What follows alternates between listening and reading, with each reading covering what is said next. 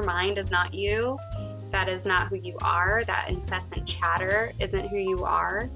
That voice isn't speaking for you. That's your brain speaking for itself.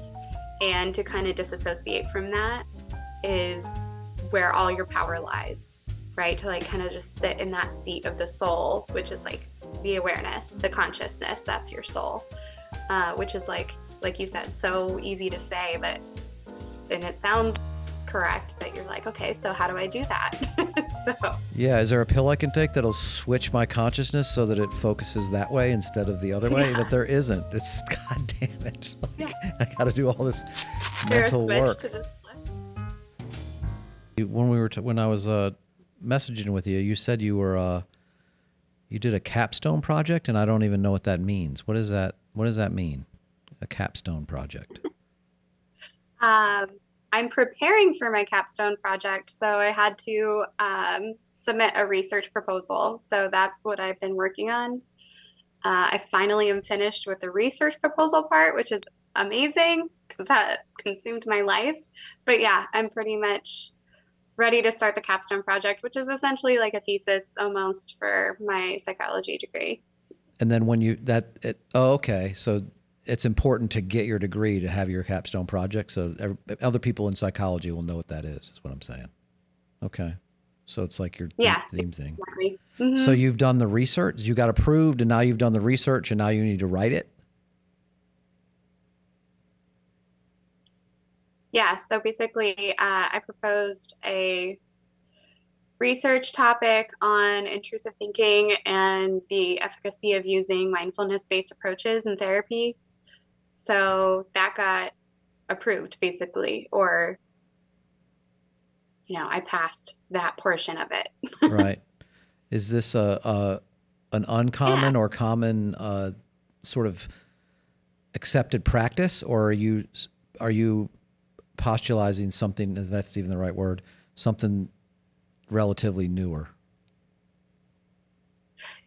No, so mindfulness-based therapy, also hyphened as MBI, which is intervention, is common in certain aspects of therapy. I am proposing that it can be kind of honed in on and exclusively used for intrusive thinking, which is a transdiagnostic symptom of a lot of mental health disorders. So kind of honing in that focus onto a specific diagnostic symptom of all categorical mental health issues, such as like anxiety, depression, PTSD. If we can kind of hone in on something that can be used under all umbrella terms of psychiatric diagnoses, it might help to kind of formulate a better approach with MBI. So that's where I'm kind of going with it. Okay. Oh, it's interesting. I was just reading a book on... That was a lot of words. Yeah, but I was just reading a book on decision making and stuff, and one of the things they were talking, the noise is sort of a problem. Bias and noise are two of the big issues with decision making, and one of the examples was in psychology and in psychiatry, like how hard it is. There's not a core sort of thing for people to even diagnose a patient on. And like someone going to see someone could get a different diagnosis from them and a different treatment plan from them based on whether it was rainy out or their baseball team lost the day before, or if it was a Tuesday versus coming in on a Thursday. It's such a weird, because it's so up to the decision making of the actual person. That's totally like. Sorry. Yeah, no, that's totally well known in this field. There's a high comorbidity, which just means a lot of symptoms have the same, a lot of the diagnoses have the same symptoms. Right. So because of that, diagnosing, mental health disorders can be extremely complex, and there's high comorbidity. So yeah, exactly like you're saying. Like one therapist will be like, oh, it's depression, where another one will say, oh, it's anxiety. Oh, you have PTSD. So kind of where my scope is going with this is I kind of wanted to pinpoint a diagnostic symptom that maybe if we chose to focus on that instead, it would be irrelevant what the categorical term was used in your diagnosis, but rather, as long as you're suffering from, say, this certain transdiagnostic symptom of intrusive thinking, and we honed in specifically on that, then this type of Oh, okay. therapeutic intervention could be used in any case or any, diagnostic. Oh, that'd be great. Yeah. So it's Now, kind of exciting. I have a couple questions. First, intrusive thinking. What do you mean by that? Intrusive thinking. So it's actually really cool that you just read, the book that we were talking about earlier. So basically, intrusive thinking is any maladaptive behavior when it comes to thought. So like sporadic thought is a completely normal. It actually takes up like 30 to 50% of your cognitive space. And I mean sporadic thinking in the sense of like, um, I wonder what the weather is like, or just kind of spontaneous thought that occupies our brain. 30 to 50% of our capacity to think goes to that. When those types of thinking becomes maladaptive, such as like rumination, worry, fear, traumatic memory recall, and it's completely out of our ability to manage it, or it becomes so spontaneous that it becomes damaging to our daily process. That's what we kind of categorize as any intrusive thought, which I think everybody does that, right? You're Right. like, why am I thinking about that right now? Like, that makes me feel horrible. So like if I was I looking think at that everyone couch, does that. And yeah. So if it I was can, looking at that couch behind you and I was like brown leather couch and it reminds me of my grandmother's place. And then it's like, now I'm like, and she used to drink and that blah, right. blah, blah. And now I'm not listening to you. I'm thinking about my family history of alcoholism and that time my uncle punched me. And I just made all that up. Then none of that happened.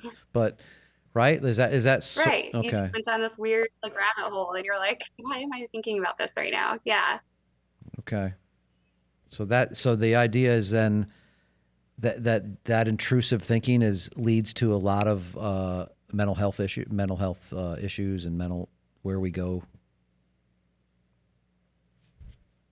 Yeah, in our I minds. actually found a research article that was talking about decision making, which is like, reward seeking and loss avoidance kind of behaviors. So when you think to yourself, oh, you know, doing A, B, and C led to D, that's really excellent. That's a reward. I'm going to continue to do that.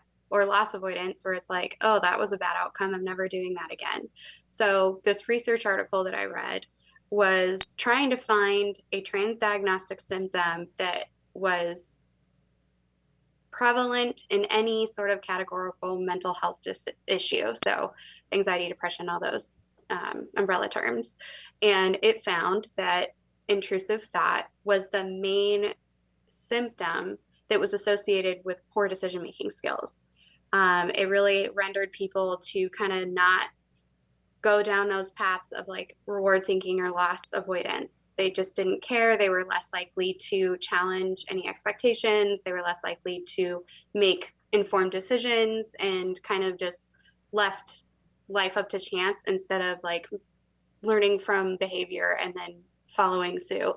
So when I read that article, I got really inspired and I was like, hey, here's like a symptom that all these umbrella terms have in common, and it's leading to the same kind of issue within their life. They're having a hard time just living comfortably. I'm going to focus on that and kind of hone in on, one specific avenue of mental health disorders in general. Right. No, that's cool. I think you're going to help a lot of people. That's Yeah. good. That's good. So, and then this Untethered Soul that you recommended to me, and I started reading. Like I'm reading my second time through it. So, the seems to be the way that they say to get rid of those intrusive thoughts. Not really to get rid of them. You just recognize they're there, and then don't go down the path with them. And it seems easy to say. Mm-hmm. That's the training, though, right? Is like to learn how to let them. It's in Buddhist thought too and teaching. Like just let Yeah. it go. And then again, I'm like, let it go. What the fuck? Like you can't. It's easy to say, How do I do that? Yeah. but I like these a book like this to me gives you like a touchstone to go to be like, oh, it just takes doing it over and over and over and choosing to think that way and to choosing to not follow those thoughts where because you weren't even I wasn't even aware that I was doing it until it was pointed out to me. So does that make sense? Totally. So it's all about like remaining in the seat of the witness or the watcher, that side of you that is aware that these thoughts are happening. So basically, uh, Michael Singer, the author of the book, was just basically kind of saying, your mind is not you. That is not who you are. That incessant chatter isn't who you are. That voice isn't speaking for you. That's your brain speaking for itself. And to kind of disassociate from that is where all your power lies, right? To like kind of just sit in that seat of the soul, which is like the awareness, the consciousness, that's your soul, which is like you said, so easy to say, but, and it sounds correct, but you're like, okay, so how do I do that? So, Yeah, is there a pill I can take that'll switch my consciousness so that it focuses that way instead of the other way? yeah, But there isn't. It's god damn it. yeah. Like I got to do all this There a mental switch to work. just flip? Yeah. So now did you start in a place where books like Untethered Soul or in my life it'd been like this, like Celestine Prophecy, The Power Now, like those kind of thing, and then Mhm. find like how to put that into what you want to do, or are you finding like the science of how the mind works and of what you wanted to do, Yeah. like then you went that way and then ran into this? Does that make sense? Like the sort of science and of it Yeah. showed you this is truth, or did this stuff you're like, oh, I'm going to go backwards and find the science that helps me prove this? Does that question make sense? Yeah, it's weird. It's a really gray area, right? Between like the scientific explanation and the spiritual side of what they're talking about. There's not really like, how do you scientify? I don't even know how you would say that. Bring credibility to. Spiritual concepts. But yeah, I know. I'm really smart. Yeah. Um, but how do you put that scope of spiritualism into a scientific realm? And it is kind of interesting. I would say my interest in this started a long time ago. In my 20s is when I started reading, The Untethered Soul, same thing, The Power of Now, Eckhart Tolle, and I was really intrigued by it. I had no idea that I would be here, 10 years later, going for my degree and kind of intertwining these things as I pursue my degree. But ultimately, what I agree the most with is your mind is not your friend. And like Michael Singer opens the book and with basically asking you the question, like, how is it in there? Like, how is it? How is in your brain, in your mind, as you sit in there and how is it? How does it feel? What does it make you feel like? Is it comfortable? Are you happy? And I think everybody would be like, no, not really. Like, I'm driving myself crazy. And I think that is kind of the beginning of mental health disorders, where we're just kind of trying to figure out what is wrong with us. But when your brain is not your friend, when your brain is your enemy, trying to use your brain to discover what is wrong with us seems kind of counterproductive. You're basically asking the enemy what's wrong with you and to figure that out. Right. Do we have that capability? Is your brain the reliable source to be looking for that information? Is And I it? think Michael Singer is saying, no, it's not. But I'm using my brain to listen to him. I'm losing my brain to take in his ideas and to mull those over and to decide, oh yeah, that makes a lot of sense to me. So I'm still trusting my brain. Yeah. Well, so your brain is like a computer tool, right? It's analyzing, it's problem solving. It's great at that. It's actually, a genius at that. What the problem is, and when we start to become introspective and kind of develop more interpersonal, um, perspectives, it's hard to rely on your problem solving brain, because that is its job. Its job is to find a problem and solve it. So even when there's not a problem, like he uses the example when he's like, I don't like that scratch on my car. Okay, so you dwell on that. And you're like, okay, what can I do to fix that? Should I get a new car? I loved this car when I bought it. Now I hate it. And as soon as you're done with that problem, it's like, well, now I hate this brown leather couch. I want to get rid of that. How can I make that happen? And then it just like, that's your brain's job, is to continually look for things that are a problem. And what he's proposing is that you stop listening to that incessant chatter. You stop listening to that, he calls it, the terrible roommate in your brain that's telling you everything wrong with your life, Right. and start watching it instead. And if you're just watching those as they fly by, you're not giving it the power to overwhelm you and create that kind of chaos and emotional reaction to everything around you. Yeah, I find the more I read about this stuff, the more I think about it, the more I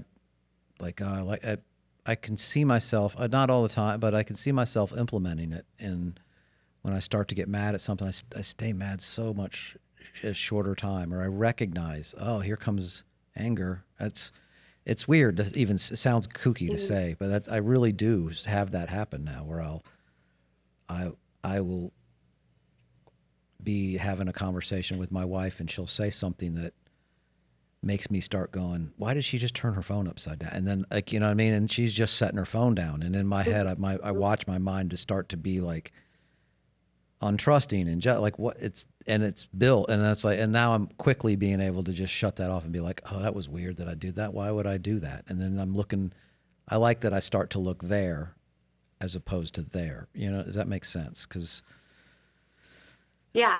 and I like the idea of like, get it through you and don't hold on to it and then try to be like, you're being stupid, blah blah blah, and not, so it's still there. But like, I couldn't get the concept of let it go until reading through this the second time, and it was like, oh, you can sort of watch it and not push it away, but let it go. I can't even describe it really. It just once you do it, you're like, oh, that's how it works. Like riding a bike where you can't, and then all of a sudden you can, and I'm like, what's different now? That's how I feel sometimes with it. Mm-hmm. So, And even a step further, I think he really encourages us to not even hold on to it, instead of asking us, like, ourselves, why am I thinking like that? What is it about her doing that? Like, we're just giving in to that brain fuel still, right? We're not supposed to question why we feel that way. We're supposed to let it in, see it, right, as the witness, and then let it go, and not kind of contemplate why we do that, yeah, because that is still that incessant chatter. it's helping me on stage too to have fun, to have more fun. It's weird how it's helping me to sort of like even catch myself noticing a breath while I'm on stage. It's like, oh, it's somehow that feels so cool to me to stop my brain from being like, what's next, blah blah blah, to sort of be in that moment, and I'm feeling like it's creating a connection with the audience that's different than what I've had for years. Also, as far as like, I can tell by the way people talk to me after a show, or it's so Yeah. I want to keep doing it. I want to keep getting. That's why I'm rereading it, and like these are the kind of things where I'm like, all right, and then I'm on to the next one. I read that. I was telling you about that book Tools, which is kind of cool too. The Tools by Jeff. Oh yeah, Yeah. Um, I do. I want to check that one out you on my should. list. So, what was your conclusion on the on presence? Like, it's like I have a note here that says you did your project on presence as it relates to mental health. So, what was your conclusion of your research? I'm not at the point of having a conclusion yet. Basically, what I'm interested in is seeing if the constructs of awareness and presence and things like that, and mindfulness-based interventions, will help alleviate the intrusive thinking. And I think intrusive thinking is more of like a, you know, diagnostic term, but we are talking about the incessant chatter in our head, Is that which what is how is Michael Singer would refer to it. So we were just talking before we got you on about ADHD, and he was talking about how Seth was. Yeah, We were kind of talking about it a little bit, and that, to be honest, that's incessant chatter is what that sounds like. Are those two things related? totally. I think incessant chatter can take on many roles. It can be rumination, which is very prevalent in depression, where it's like, oh, why did I do that? I shouldn't have done that. I'm a horrible person, or worry, which is where anxiety comes from, where it's like, does he like me? I don't know if he likes me. I should really find out if he likes me, but I can't. Then he'll think I like him too much, like, and then PTSD is like traumatic memory recall, where you just keep playing over and over again those memories, and putting yourself there, and then it becomes debilitating. And so intrusive thought represents itself in totally different ways across the board when it comes to these categorical diagnoses. So it's like, if we just look at it in like that scope and like really kind of narrow it down to just that chatter, whatever it's saying, doesn't matter. Just the consistent chatter that feels impossible to control or manage. If we can just really hone in on that, will it help mental disorders in any capacity? That sounds like Under common any sense that it umbrella will. term? Will it help? That sounds like common sense that it Yeah. does, and that's not a common thought in psychology or in. I mean, not as much as you'd think, Really? you know, Yeah, that's. um, especially in a health field that is really pharmaceutical based. We're kind of, more interested in what pill will help with this, alleviate this function. But at the end of the day, I feel like it's about befriending your brain. It's about, turning your brain from an enemy into an ally, That's which is hard to do. yeah, but it's like, I think you're right. I think it comes down to presence, right? It's like that's these people, the people like Singer, those guys are right. How are they not widely embraced by the mental health field? Are they, or are they considered kooky fringe people?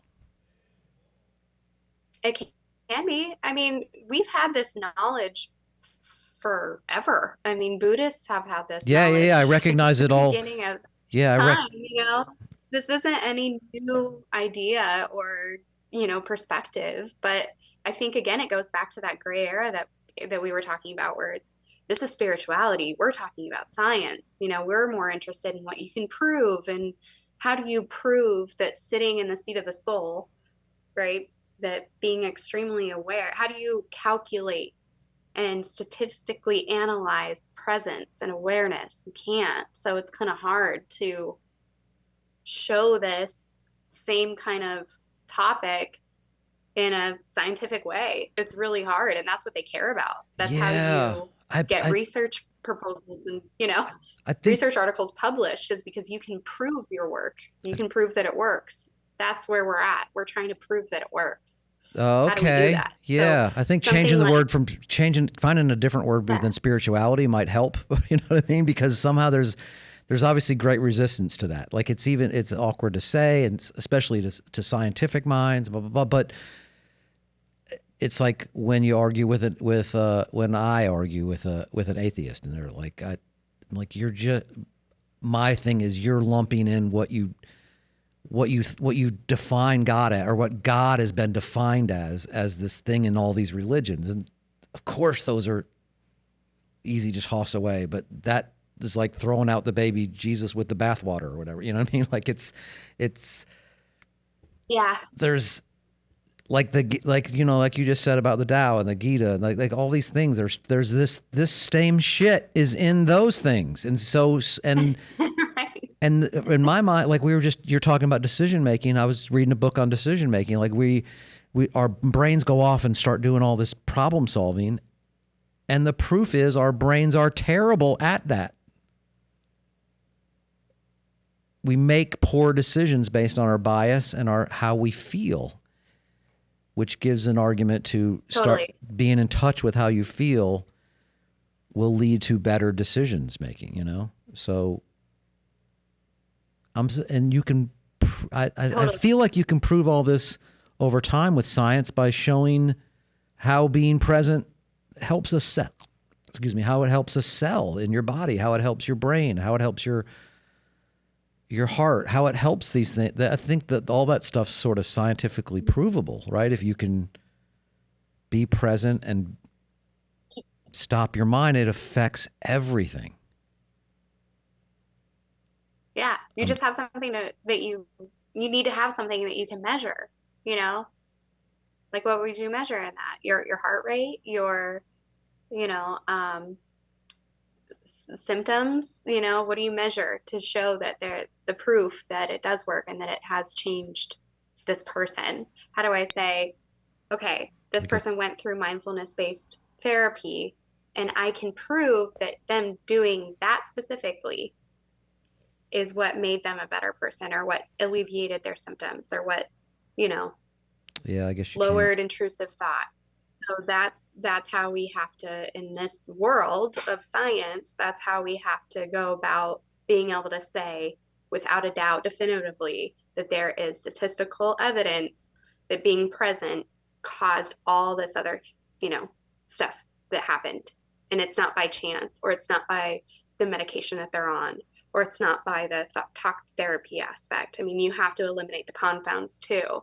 So it's not easy. It's not easy for anything, but especially something like presence or awareness that's immeasurable. How do you measure how aware somebody is? Are they doing it correctly? Are they really sitting in the seat of the soul or consciousness and not allowing, these intrusive thoughts or this chatter to ruin their day?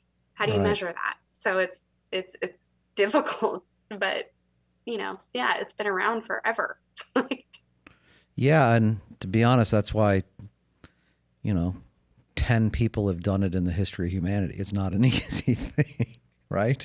I'm sure there's more than Yeah. 10, but you know what I mean? It's a very tiny few. The Buddha and this guy, you know what I mean? There's been a few that have been able to do it. And then the rest of us are like, I don't know how to do that. Right. And it's not like a thing you just do. It's like a consistent way of being. Like it's just how you That's the hard part is doing it the big problem about being present is you have to be present. You have to make an effort to be there all the time. I thought it would be like, I don't know, once you figured it out, it was like shifting gears in a car. Like, oh, now I drive from here.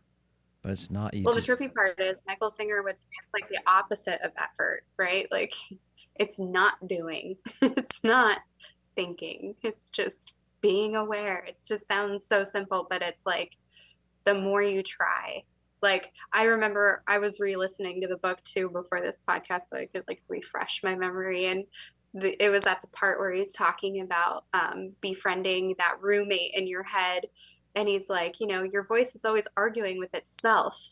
Like imagine talking out loud and arguing with yourself. You would seem like a crazy person. And in my head in that moment I go, I don't do that, and then my same voice goes, yes you do. It's like, yes, okay, you got me. yes, Like, I yes. totally do that. It's funny. I think I can't think of it right now, but I had a premise for comedy about that. Like walking around, I think of some terrible thing. Not terrible, but I think of something that I hated that I did in the past. And I was literally like, I am such a fucking idiot. What is wrong with me? And then I was like, that thing you're doing where you're talking out loud to yourself, walking around in public, that's wrong with you. Like it's like that, that Right. Yeah, sort of, totally. It is comical. yeah. And I think I write jokes If that this way. person was like a real solid person that just walked around with you everywhere you went and said all the things that you say to yourself in your head, Fuck that like guy. you would Seriously. probably, Yeah. We wouldn't be friends. yeah, like who wants to hang out with that guy? Right, Seth? Would you block yourself on Facebook if you could get rid of the voice in your head? Would you block that voice? Yeah. Yeah. What kind Okay. of question is that? I'm just as an outsider to this conversation. You know what I'm saying? Does this sound like kook talk to you? Because this isn't something you're really into, or what do you what? No, this is legit stuff I think about all the time. Like when she was talking about like what pill will fix whatever.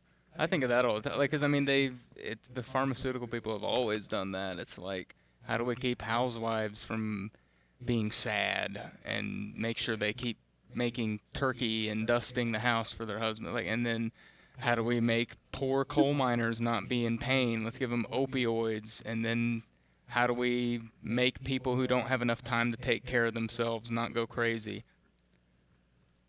Instead of changing stuff in society that's like, okay, people have time for this. We don't have time for self-reflection. Nobody does, because we don't. Yeah, where is that class started in Yeah. kindergarten? I guess it's because it conflicts with two things. It conflicts with people's religious beliefs, and it conflicts with science. It's weirdly in a middle ground of nobody wants it. So because I wonder if we taught from grade 1 on, like presence and mindfulness and these things, if how much that would impact us and change the world, really, you know? It's hard to do. I love that It's hard to you're, use. like, Do what? I love that you're saying that, because yes, imagine being raised and growing up with this How know, how much we would evolve our knowledge. yeah, and our connectedness to one another. I think it would lead to a more peaceful individuals and more peaceful society. And I mean, maybe I'm just being an idealist, but Totally. those things I think what stops us from doing that? But when you say, well, we gotta, like, basically you're saying, instead I'll prescribe medicine from a pharmaceutical company, take 20 minutes of presence and I'll see you tomorrow. You know what I mean? Like, how would you teach someone to be present? So do you ever, do yoga or meditate? Is that part of your daily practice? Sometimes it is. Sometimes I get in where it's like I'm meditating I built up to where I'm doing about 20 minutes a day. And then it's like I don't do it for 3 days. It's like working out. It's like going to the gym. It's like, you're right. I'm there. I'm feeling better. It's like, obviously this is a part of why. And then I just don't do it one day. And then I get behind the next day. And it's like, oh, I'll do it for 5 minutes right here in the car. So I find myself doing it like that take 10 breaths and watch them or whatever, or 5 breaths, and doing it in spurts. And then I'll get back to doing it every day for again. You know what I mean? I'm just trying. So, but it's 20 minutes a day would be perfect for me, I think, for now at least. But even then, it's hard to do it every day when I know I should. Mm-hmm. No, I agree. I'll be honest, I'm horrible at it. I don't sit there and meditate. And if I do, I'm thinking about all the, 20 other things that I should be using this time for, which is horrible. But I think, like, Michael Singer would argue that that is the secret, and that it literally is that. It's just like any other ability or skill, is you practice doing it, and you are going to be terrible at it first. But his introduction is basically saying, do it anyway. And yes, you are going to get that incessant chatter. You're going to get that voice saying, why are you doing this? This is stupid. Oh, I should have went and done this. Or, oh, that thing is due tomorrow. I should be working on that right now. You're going to hear that voice. Yeah. I'm You're like, gonna do be you terrible feel your on stomach meditation. right now? How it feels he weird says- sitting in this position? You should be doing sit-ups right now, Tom. Do a plank instead or something, whatever. Like, Yeah, it finds a way to Totally. criticize me even. it's going to be even your then. annoying roommate that you want to punch in the face. Oh, that's yes. sitting right next to you. Yeah, I do it. I find myself, especially on plane trips, like when I'm during the flight, Yeah. I'm doing it a lot. Like going back to it, it's like it gives me something. It kills time, one, and it's a way to get comfortable in an uncomfortable situation. Like I'm stuck in a thing and people are all around me, and it's like I've been able to do it there regularly when I fly. So. I think that'd be actually pretty therapeutic, because it's like that humming of the jets, and then you're forced to sit there anyway, so you might as well Yes. kind of do something. And then it looks like you're sleeping, so the guy next to you isn't gonna be like, "Aren't you that guy?" on the previous ship?" Yeah. Aren't you that guy that was doing dick jokes last night? What is that you're doing over there? I'm meditating. Yeah, sure you are, buddy. Yeah. Yeah. So how often are you doing? How often are you doing it? Sorry, what? How often are you meditating? Yeah. I don't I don't want to say. Okay. Maybe once a week, like if I'm being truthful, that I actually take out time out of my day to purposefully sit there.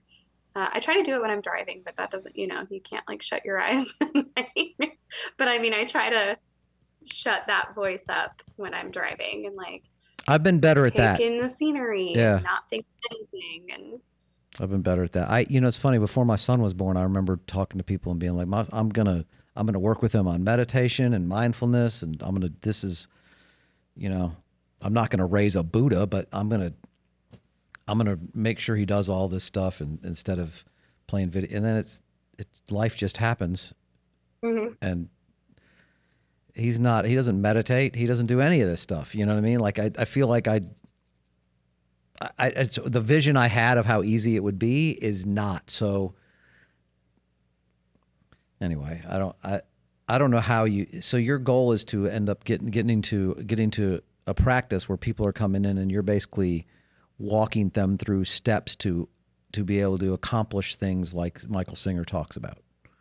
And you're trying to develop sort of a treatment that gets people there and gives them the short version of this is why this will be effective. And so how would you envision step one being? Do you have to step one convince them and lead them to recognize the voices in their head?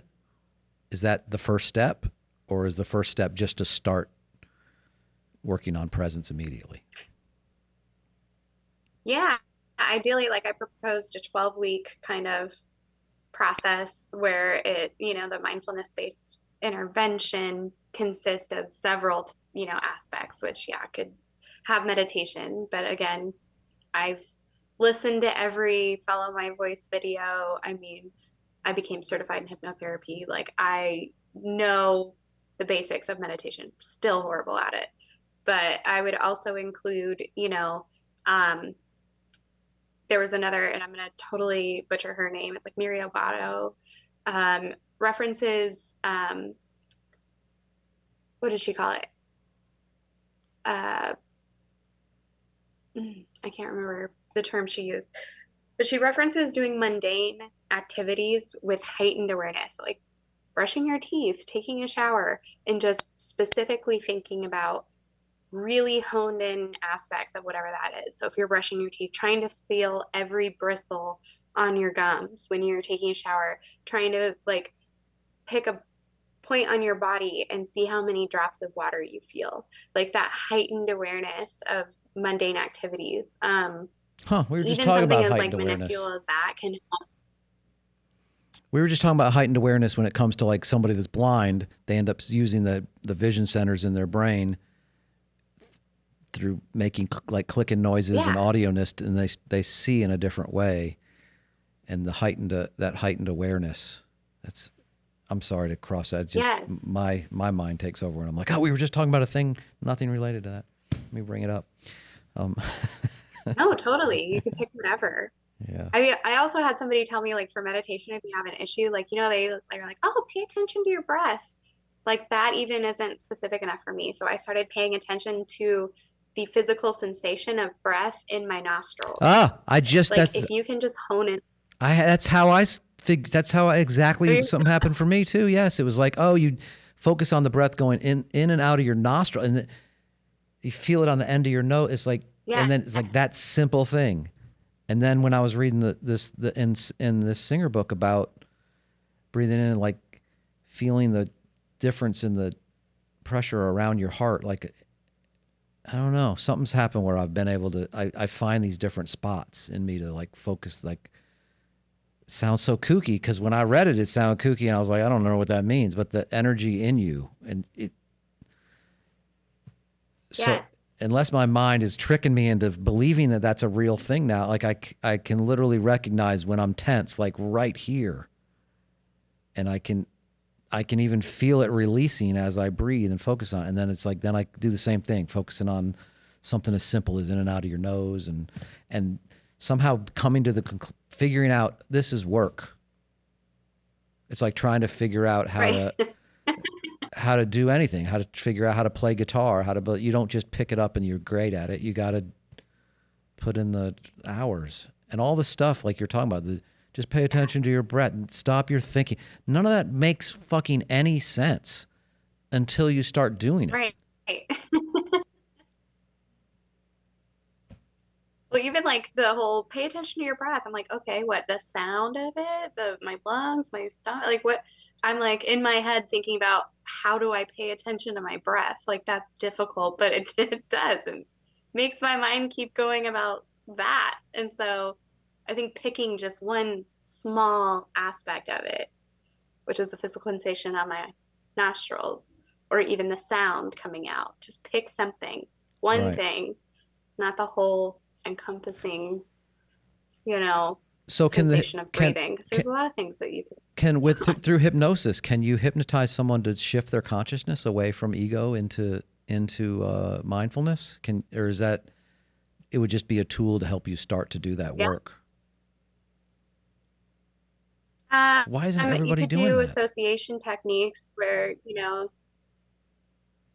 like if someone specifically said, I get, really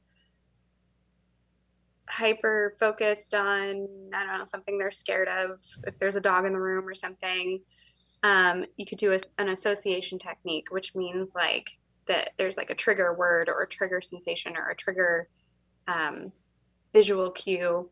Okay, if you see this, your brain is going to instantly think, pay attention to my nostrils, pay attention to my breath. So there's those kind of techniques that you could use. Yeah, I have two on a bracelet on my wrist. I have these two little things right here, and there's the idea sort of behind them is when I hear them, they remind me to be mindful of the now and to be sort of centered in sort of peace and everything. And then I forget all about it, and then I hear them, and I'm like, this is annoying. You know what I mean? I end up getting annoyed by the thing that's supposed to bring me peace. I have the same thing called an alarm clock that tells me I should wake up, and it doesn't work. Yes. So. That's funny. That's a funny thing. It's like an alarm that keeps saying, wake up, here and now. Wake up, here and now. Yeah. That is something that he talks now about. I've just conditioned myself to hit the snooze button. Yeah. Now, he says in here, like you've said it a couple times, like the seat of consciousness, like sitting in that seat of and watching yourself. Like that's an interesting thing to work towards too. Like, how do you do that? How do you take from the seat here to, and that is a part of what the, how you would practice and how your therapy would go towards. It's basically about trying to shift that consciousness. Is that? Yeah, I think education would be a huge part of it. Like, just imagine going to, like, just for example, like an AA meeting, and they just constantly talked about that voice in your head and then the seat of consciousness and being aware of that and just having those conversations out loud. So you're like, oh yeah, that's what it was. Those like constant reminders. Oh, so you were working on it. If this was like, yeah, like if this was just like a topic of conversation that everyone casually had constantly, hey, what did the voice in your head say today? Oh yeah, they do that. I don't know. They used to do that in mental hospitals till Reagan emptied them. If we were all very, we were all honest about it. We all know it's there, but nobody talks about it. Nobody openly like goes to other people for advice or, just says like, hey, I'm having an issue with this, voice in my head constantly telling me that I weigh too much, Nobody wants to say that out loud, even though we all know we have that same voice and we all do it no matter what it's saying. Why? Why isn't that more of like an acceptable topic to talk about? I love we're that all just human and really like related to each other. I love that you're like starting your journey into this field. Like, and it's exciting that it's not already like mainstream and like you're going to be potentially like this is what you're going to work towards, like being a part of this. I can't imagine that when I read floor. Yeah, like I can't imagine when I read stuff like this that this isn't used all the time in therapy and in mental health, and Mhm. it's cool to see that there is somebody that's doing that. And I know you're not alone in it. You're just the only one I know of it.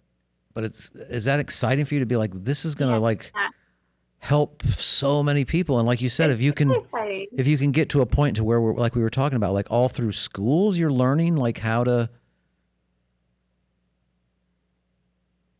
do this, it would lead to such a better society. Yeah. And that's exciting.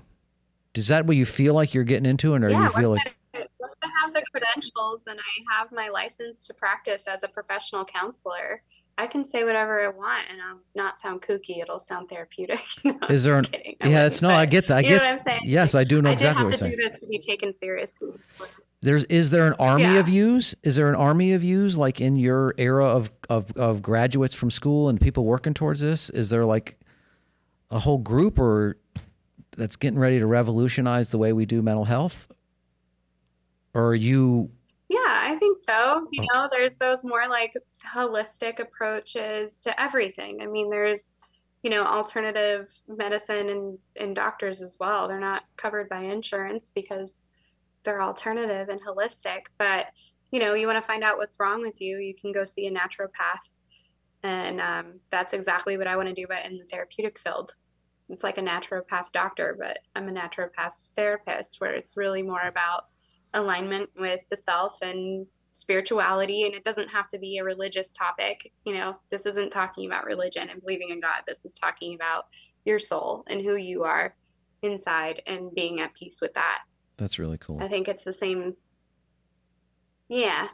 So your goal, If that's your jam, it might not be. Like, but I don't have time for that. Just give me a pill. Great. I was going to say, is there a pill I can take that would do It's your that? choice. I think there is. I think Yeah. there's at least a couple mushrooms I could eat that could do that. Probably, right? That's what I've been hearing today from other people. Yeah. Hmm. Yeah. So the biggest detractor for you is going to be the rest of your industry. Like you have to just keep believing in this so hard and prove the science of it that your faith in it pushes you through all the people that are going to be like, no, she doesn't know what she's talking about. She just can't go off books she read. This has got to be the way the mental health field works. And you know what I found too, by the way, in all of these books and a lot of the religion books I'm reading and a lot of the even if it's Buddhist or whatever, you said something about AA, that fucking book and the tools that it gives you to help your mental health, they're amazingly good. And they're amazingly, and you see pieces Yeah. of them in all these different things that you're like, this is truth, this is truth. They weirdly found a way to help people that's related to that. That's not really religious based. I don't want to push AA on people, but I just know from Right. having read that book itself too, that a lot of those same things that are in those steps are in all of this.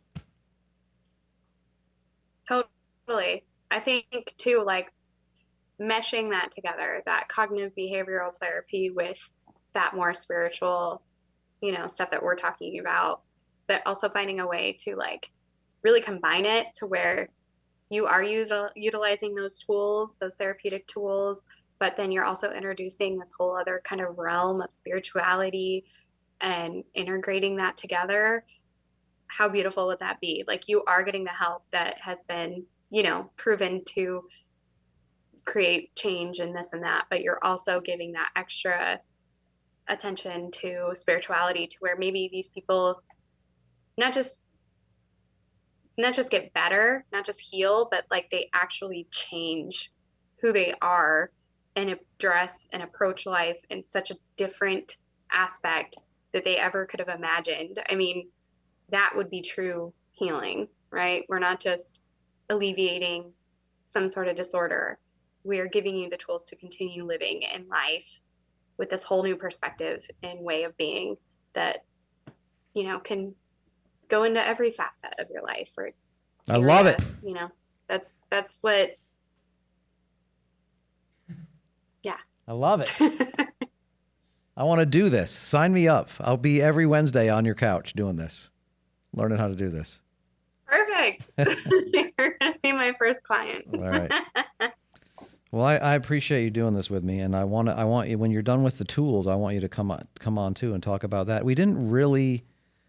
I have all these underlined things I wanted to go through with you, but our conversation was more interesting than me just doing a book thing with you. But I appreciate you turning me on to this thing. I love it. We'll start our own little book club. The tools are on my list. So yeah, I'm actually kind of doing that. Like, I've decided on this podcast, what I'm doing is I'm incorporating in a lot of the books I'm reading, and then talking to people that are related to those things or believe in them also. So you're this side. Every time I have these questions about like these kind of books, you're the person, because you're going to find the science for it. That's what we're working towards. We got to get rid of the spirituality word, because that fucks up other people. You know what I'm saying? We got to think of something else. No, yeah, it's hard to talk about. I love it. I love it. But most people, when you bring it up, they're like, not most, but they have their own conflicts with it. Yeah. Yeah. You're kind of setting yourself up to look kooky too, once you start using the weird, I don't know. Yeah. Lingo. I'm okay with, but it's weird, because I'm actually kind of okay with kook. Like, I want to embrace it the way rappers embrace the N-word. You know what I mean? I want to be like, I'm a kook. Yeah, right. How did you just do that? Why? What? We're gonna make kook cool again. I'm serious. Like, we're gonna make kook cool. That's right. Well, let's make sure we anyway. But like, we've talked about this before. My buddy Eric just walked in and is sitting over there quietly, and we've talked about like some of the stuff that was kooky is now mainstream, and I think this is sort of one of those things. This is like when people are like, aliens are real, and everybody's like, you're tinfoil, are you crazy? Now it's like everybody sort of thinks that way. I think that this way of that you're talking about is going to be a wave that makes a difference, and I can't wait for it to be like something that people are working to put in schools, and like, I believe in it too. So this just excites me to find someone that's working at it and going to be there doing it on the ground floor. So anyway, I know you got to go, and I know we got to. Good to know I have a support system of fellow kooks that helps me on this journey. That'll be to know that that'll be our segment. there are people out there that care. That's going to be our segment. We're going to call it Kooks. Me and you talking kooky shit. Okay. All right. I love it. Thanks a lot again, and I'll talk to you soon. All right. Where can people find you, by the way, if they want to, like, your work and stuff? Research. Where do we?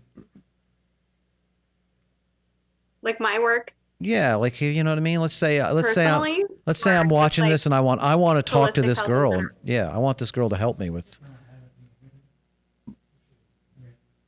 I mean, I really don't have any sort of setup yet. I'm strictly in school still. I have 600 hours of hands-on practice that I still have to do before I can legally take clients.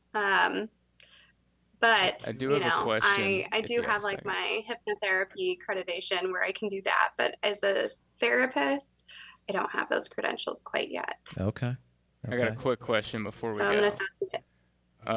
So the topic of repressed memories came up in this podcast. Yeah, a couple of days ago, and we had someone saying like, "Oh, that repressed memories is not real." Like, they were saying like, "Oh, that's a thing that they made up in the '80s with like satanic panic and stuff like that."